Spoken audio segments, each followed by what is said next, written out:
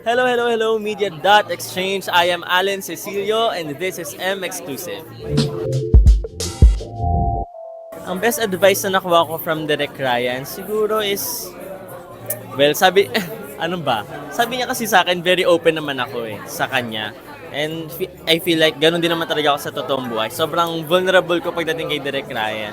Siguro yung best advice na binigay niya sa akin, wag akong susuko. Kasi umabot na rin ako sa point, I started 17 years old kay Direk Ryan.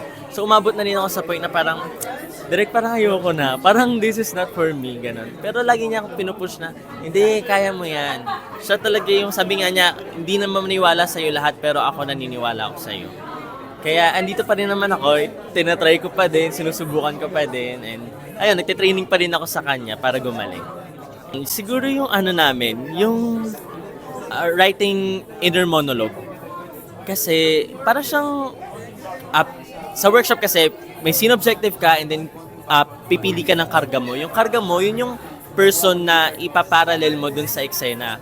So, susulat ka sa kanya kung ano yung gusto mong sabihin sa kanya based on your scene objective.